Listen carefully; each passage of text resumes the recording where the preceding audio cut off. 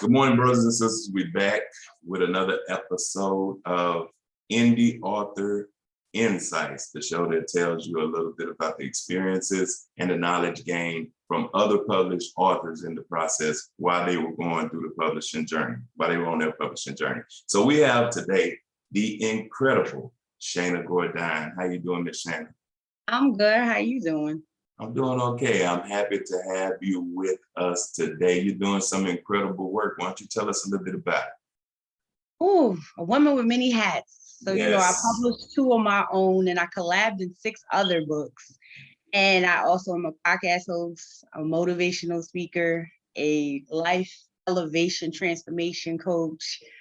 I write for a magazine called Blessings. I am a mother of 2 kids. So on top of that, just a woman of many hats and an entrepreneur because I sell paparazzi jewelry too. So all in that mix, just a woman's taking over my storm. Yeah, you got to move like that nowadays, and I applaud your effort.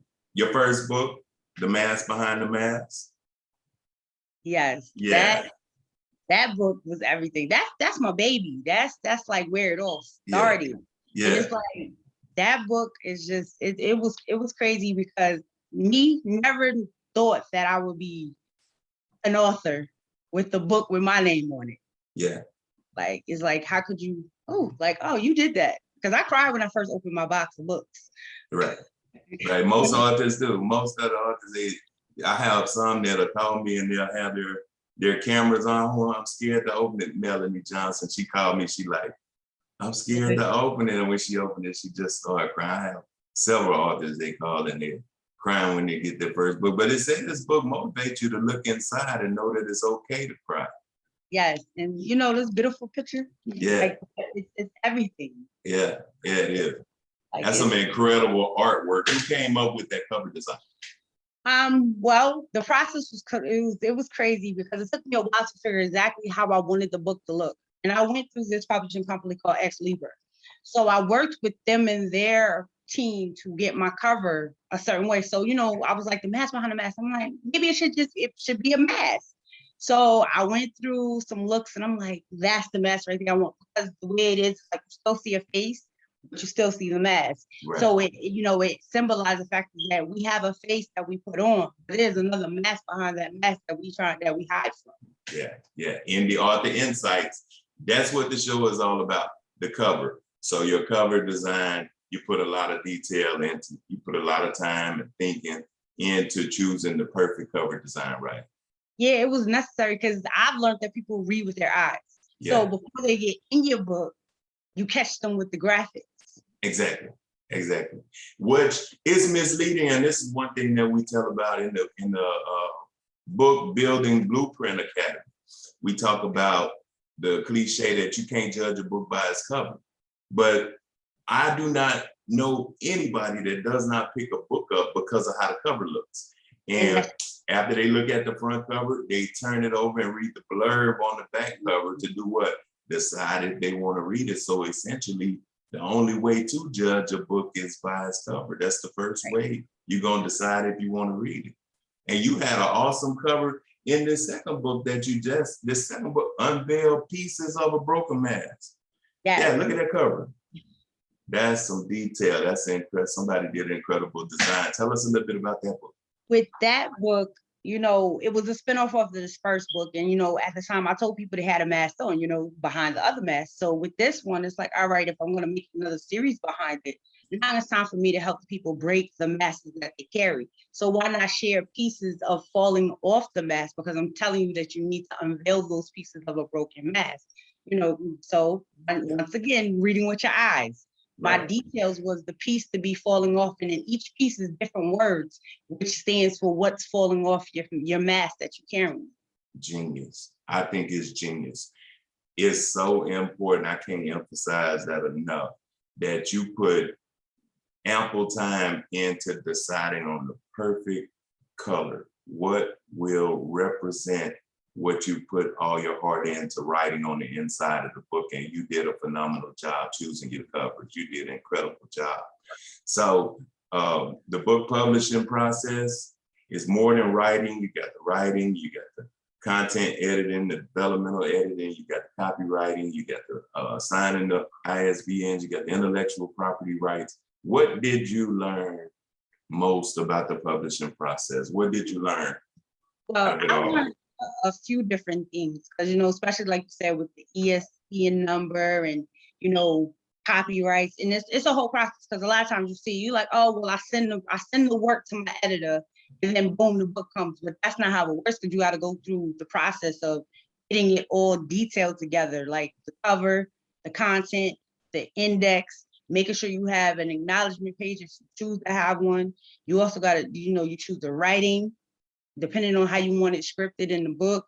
You choose the placement of the pictures, because I have pictures in my book. So you choose the placements of where your pictures go with what poetry, because both of my books are poetry. So I had to decide on if, which poems I wanted pictures to go with, and how I wanted the picture to look to read off from the poetry that I was, putting out there. Right. I needed the pictures to define what I was putting in your mind, because, me, I'm back to people read with their eyes.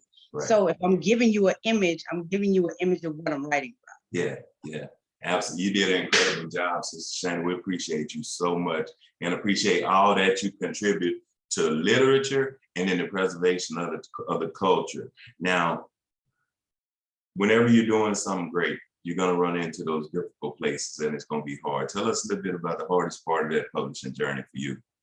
I could say sometimes with publishing is like you have a date in mind when you want to release it, and it sometimes might not work depending on how you upload or how it maneuvers into. Because like if you're doing a KP version on Kindle, sometimes the setup has, it's a computer, so it malfunctions. So one is having the opportunity to be in certain projects. Two, things can be delayed because of certain things are unbeknownst to your control.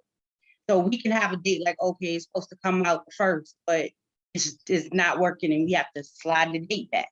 Yeah. Then in the midst of learning that, you also have to, know, like you said, know your audience, because it depends on how you write, depends on who your demographic is, on how you're trying to direct your stuff. When should you release? When's the right moment to put it out? Is this the right timing? Because, we could want a certain thing, but if it's not in the right timing of when it's supposed to be published, then who all are gonna buy it? Are people paying attention at the moment? I chose, like my second book, I chose during COVID because everybody was at home. So it's like, let me give you another book to read. Okay. Perfect time. Strategy. So kind of maneuver around things that might be going on or things you can anticipate. Like we have a series of journals that are tailor-made to soldiers. They're tailor-made, they're called like the soldier prayer journals or something like that. So my wife launches the marketing campaign around Memorial Day and around Veterans Day, and outside of that, you probably won't even see much of it. And we have another friend, Mike Gwynn Entertainment, and he launches certain book projects around like holidays, around Valentine's Day especially. He'll build poetry slams and all of his little chapbooks that he puts together. They're gonna be in the vein of love and Cupid and all that kind of stuff, because you can ride the wave of the emotion. Yes. And that's something that you have to really consider when you're doing that. So, Miss Shana, we appreciate you. We appreciate all that you do. I got two more things. I want you to tell everybody how they could find you, how they could get in touch with you to schedule your speaking engagements, because I know you're real busy and we want to keep you busy. So tell everybody how they can get in touch with you. But right before you do that, leave a special nugget for the indie author. Leave something just to like guide them a little bit. My special nugget for the indie author, anybody that's looking to become one, don't let your fear be the reason why it stops you from going to your success. Great faith over fear. Great words. Tell us how to get in touch with you.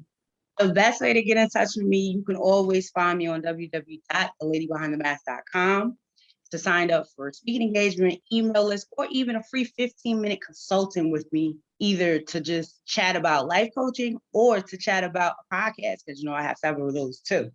And then you also can find me on Instagram as Shana Ghourdine Author, or you can find me on Facebook as well as Shana Ghourdine Author.